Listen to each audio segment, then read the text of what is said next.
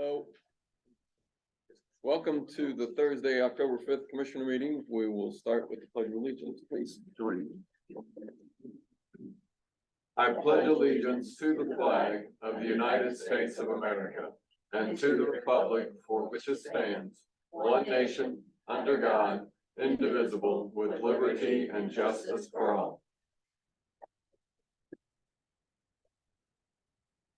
So we've approved the minutes from our September 21st meeting, the accounts payable vouchers and the payroll docket. I'll entertain a motion. I make a motion, we approve the minutes, the vouchers and the payroll dockets.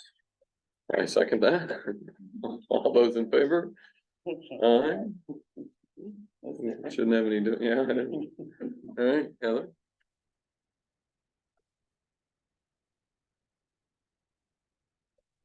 Yeah, we had some conversation about updating the handbook. So I reached out to two places to get quotes on that. First place I reached out to was Wagner, Irwin and Shealy, and they were $14,620. And that was just to update, to keep our handbook in our format and everything. And then I also reached out to New Focus HR, and then they were $6,000, and that's to create a whole new handbook. And then they have $150 per year where they continue to update it with So new maintenance laws. Yeah. So I don't know if you wanted to move forward with either of those. I reached out to Jennings County because they use the New Focus HR. She said it was a really smooth process with them. They did tell me it would be just a couple weeks before they started, and the other one was gonna be 6 months. So Okay, I know you sent it to Pat. he was good with both contracts. He was good with both. Mhm. So you want to go with the? Yeah, I'm good with going with the HR, New Focus HR, because I also like that they're gonna keep up with it. Sure. And then maybe just have some, the fact that I talked to Nikki Lucas in Jennings County and heard that they were good, so. Sure. The only. Less money, right? Well, And they're very focused on making sure everything in our handbook is like up to regulations. They looked at a few things and they were a little worried about it, so. well, I mean, things change and it's good to have somebody who's taking care of that for you rather than you having to do it. Yeah. Cause I've tried to read some state code and. Mhm. Yeah. Right. It's not fun. Hmm.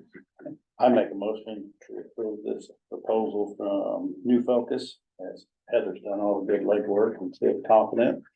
I'll make that motion. Okay, I second that. You guys wanna sign this copy for me and then I'll. Well, we gotta approve it first. Oh, sorry, I thought you were. Oh, we did. Made the motion and seconded it. All those in favor? I guess I have. All those in favor? Okay, now we can. sign. Okay, it's been a minute since I've done one.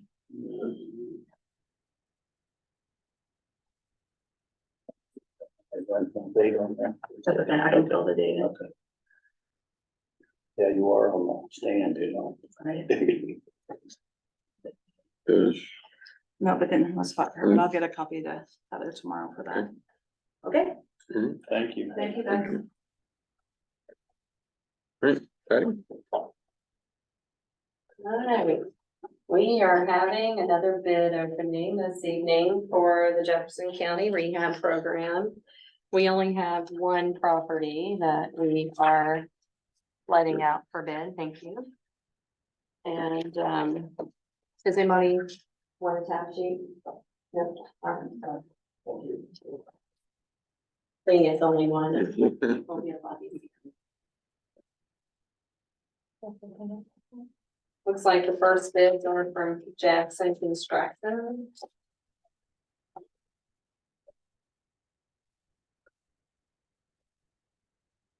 I don't know if I recall those things. So Jackson Construction for 2300 Craigmont Street, his bid is $18,400. $18,400. Next bid.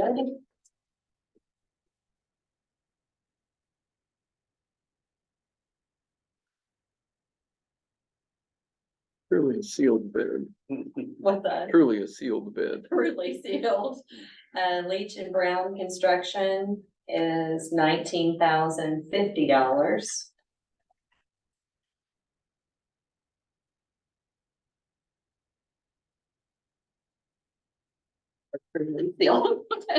So they call them sealed bids. Yeah. The person did not put their name on the bid. I have a feeling I know who it is. I think it's Stalen Construction. But I will have to verify that. And his bid is $20,000. $20,000. From the unknown bidder. What's that? From the unknown bidder. From the unknown bidder. So, I would probably go on ahead and ask that we make a motion to approve the lowest bidder. And, it looks like it's gonna be Jackson Construction, if that's okay. And if it's something different, then we'll do, something different, or we'll. Well, I'm sure you'll go back and look and make sure everything's good, but Yes, I yes, think we're okay with going with definitely. the. But if you guys are okay with that, Sure. and then if it ends up being something different, then obviously I'll have us fix it. Okay. I'd make a motion to go with Jackson Construction for 18,400. Very good. They're all at 2,300 Craigmont Street. I second that. All those in favor, signify by aye. Thank you. Thank you.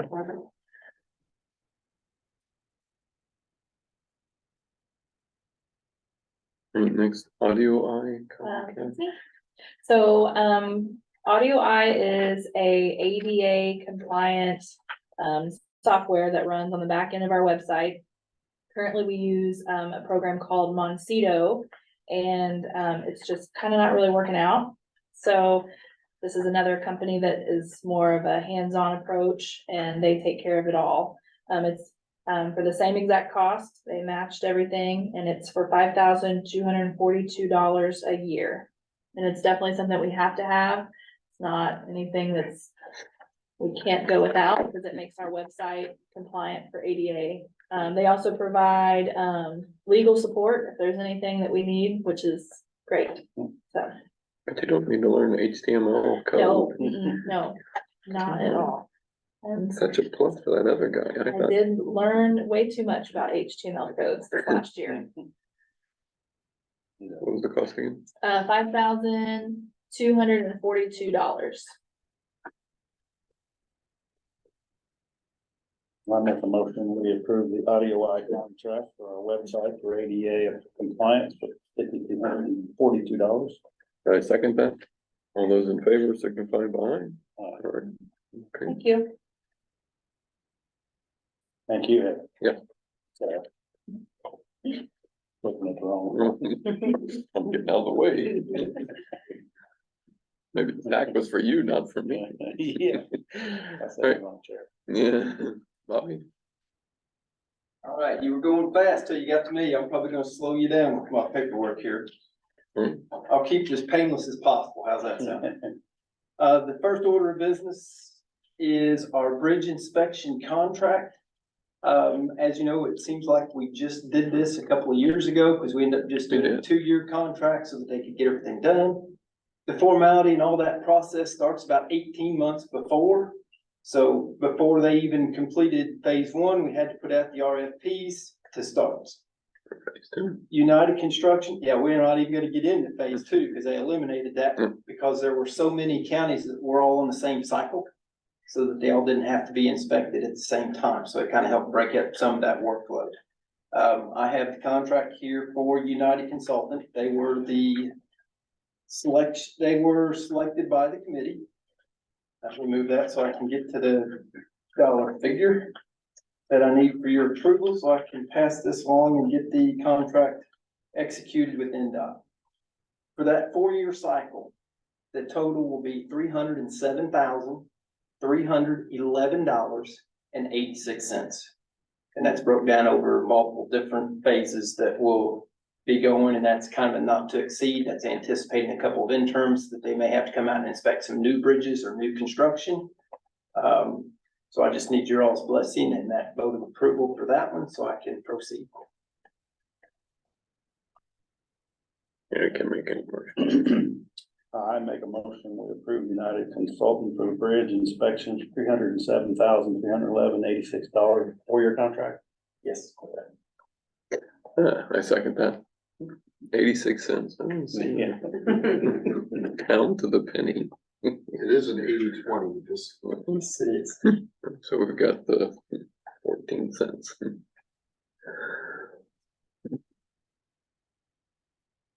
So, yeah, I second it. All those in favor signify by aye. All right, so we're getting on here. All right, one down. One down. The other one, in November, we'll be doing our annual bids. I've had some of the vendors ask me if the commissioners would be open to doing a renewal, that they wouldn't have to actually set everything in, and it'd just be a matter of signing the paper and keep last year's bids for this year. The one that I have in front of me is Civilcom. The other one that has asked me was Dalton's Vegetation. It does our roadside spraying. I don't know if that's something you guys need to check with the attorney, or if that's something we can just do. So Everything's staying the same. everything's staying the same. My contract book's staying the same. All I gotta do is return this page. Then we can ask Pat, I wouldn't see whether. If you wanna ask Pat, that'd be fine. We can address that at the next meeting. And if that's acceptable, I'll go ahead and bring Dalton's renewal letter also at the next meeting. The third thing I've got here, actually we'll call us third and fourth, because I've got two road segments that I know you've gotten some messages about Upper Dry Fork. It's pretty rough. It's actually rough enough that we did go ahead and post some road close signs on that road. The school bus is taking an alternate route to avoid that slip area.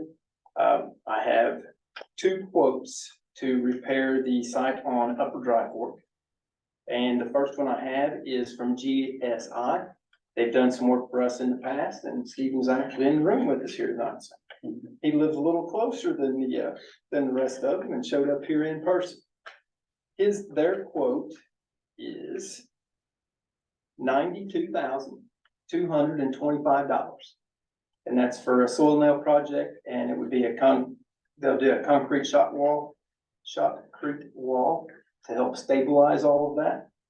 And that includes their mobilization, everything to the site, and all the work that needs to be performed.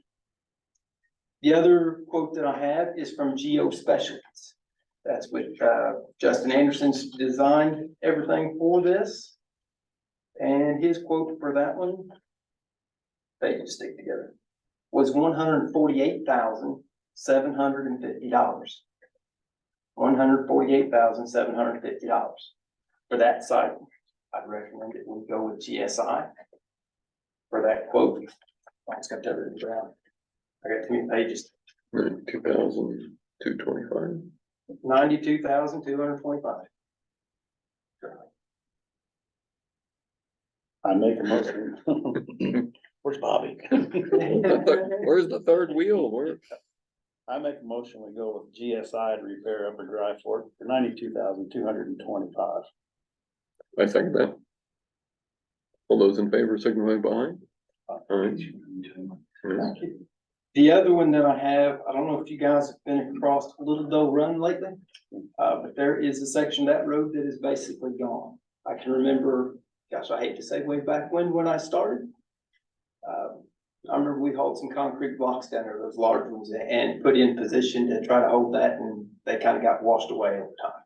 So it's no longer there. If we do have some barricades and pylons and things, they kind of marked that now so that nobody will drive off of it. We hope it's not a really high travel road, but it only takes one to have a really bad day. I have three quotes for this site on Little Doe Run. The first one I'll read is with GSI. There's the quote itself, and it's a very similar project with soil nails and shotcrete wall, is $181,145. $181,145. There is an option in there to take out the cellular grout that will kind of be building that shoulder, and do that with 53s. That would lower that. We would basically subtract. It would be $8,400 instead of $23,000. And I can get you more precise on that as I read through these. The other quote that I have is Geo Specialties. Their quote for this one was $145,070. 145,070 and no cents. I didn't have any changes on any, there was no No options with theirs. no options on that. The third one that I have is from RL Buxton Excavating. They proposed driving sheet piles, similar to what we did down on Brushy Fork and Little Brushy. His quote is $148,000. $148,000. GSI did have a couple of options with theirs, despite the cellular grout versus the 53 for the stone for the backfill, that we'd save about $5,000 on the mobilization if they were able to get both sites. Doing the math on those, it still didn't turn out to be lower. So for that, I would recommend that we go with Geo Specialties on the Little Doe site at $145,070. On Little Doe Run, I make a motion, we go with Geo Specialties, $145,070 for the repairs. I second that. All those in favor, signify by aye. Aye. You know, its experience got me a little better. I didn't shut my pages.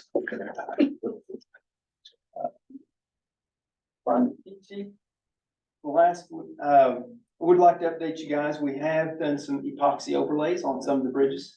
We've done 4 bridges and 1 small structure, which is just the same as a bridge. It's just a little smaller and span to 20 feet. Just for anybody that doesn't know that. So those turned out really well. It's nice to try to preserve as many of these bridges as we can so that we don't have to do total deck replacements and deck overlays and a lot of these, and especially replacements. Especially just putting a roof on a house. But doing it for pennies on the dollar what it costs to replace those bridges. The other thing that I wanted to mention and bring to your attention, you guys have already seen the email and signed that, but since I'd mentioned the insurance issue there before on Bridge 8 that had the guardrail that got damaged. I had, when they sent me the original information and it was only gonna pay the 9,800 and change. And I'd sent them back a message that it needed to be a little bit better than 12,000. I had failed to add the 2 together and realized that the 9,800 was just for our materials. And the 12,450 was for the actual installation of the guardrail. So when I got all that information back to them and they got everything put back together, they are going to send us a check for that total. 22,000 something. Yeah, right here on this paper clip.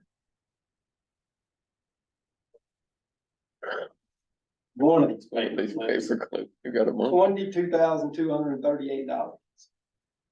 So, Looks good. yeah, the auditor and Got treasurer's office will be looking out for that when that check comes and they'll know where to put that back into our Coon Bridge fund. So, it's been busy times. As you guys know, I've got a couple guys that are changing positions, leaving jobs. One of those is foreman, so we will be looking to address that as soon as possible. And I have another foreman that will be retiring the end of the month. So there will be some changes going on and some things to kind of overcome. So we'll get it all figured out.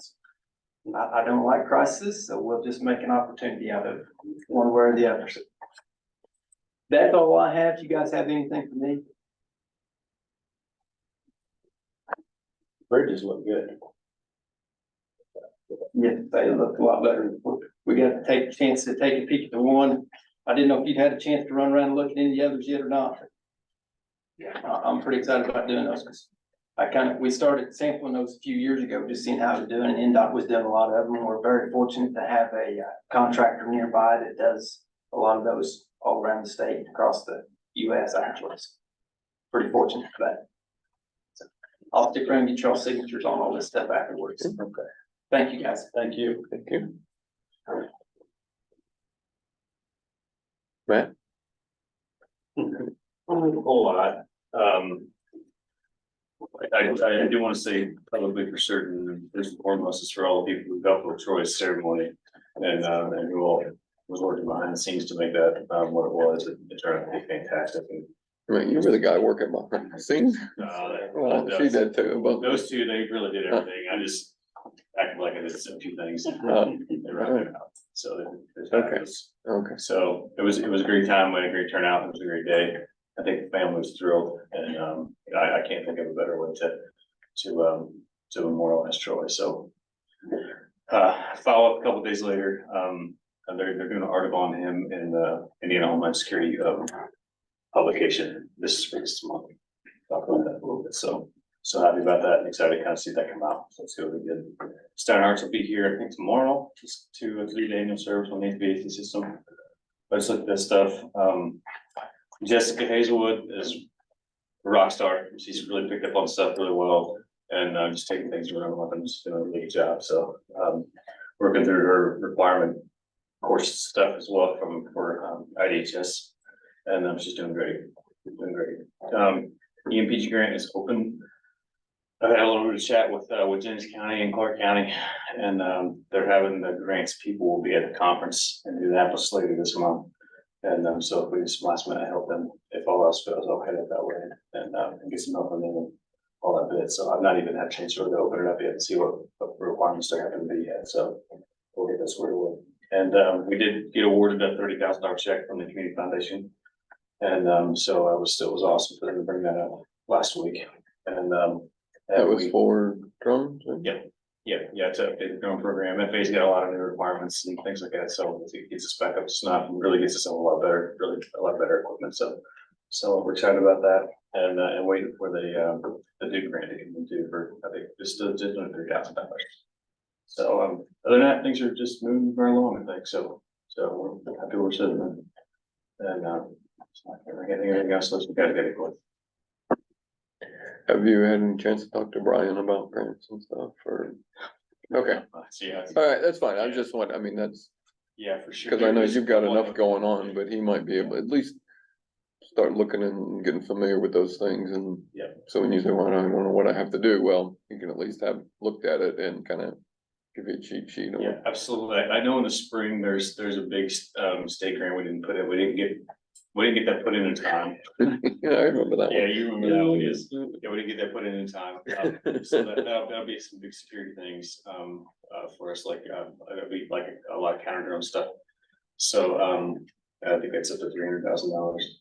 And so I'm gonna talk with them about that a little bit. And Port Security still has those grants available for, like, those Coast Guard reimbursement boats that lots of people in Jefferson County, Kentucky, and Jeffersonville, and, Clark County, Floyd County, all those areas have gotten. And talked to, I think he's the secretary of the port. He's a great guy out there, so we talked through the process of finding what to build. And there's a guy here locally that's retired Coast Guard, and then we got a retired conservation officer guy that does a lot of code stuff. Bring those guys in around. Yeah, put them to work. So excited about that. And I'll get him in on loop on that one too. That'll be some meeting attendance involved because they have those port security grants or meetings once a month. And we can go to Indiana, to Louisville and Cincinnati both and be able to look some of that stuff. We're kind of wrapping up. So, yeah, so I think position where we are, we have 3 coal-fired power plants and a hydroelectric station. So we make an impact on the grid. So I don't think there's some potential there. If somebody's out to be in the various, so hopefully some of that money and protect us all a little bit better too. So I think it's all I got. Thanks, man. I did forget to mention one thing. I took it off of my list. We had the stormwater meeting today. That went very well. Seemed to be a lot of really good ideas kind of shared and taken away from that. And I didn't know if Mike or one of them would be here tonight to share that, so I can mark that off of my list. And I realized none of them were here, so I said, just figured I'd let you know I showed up today. That's it.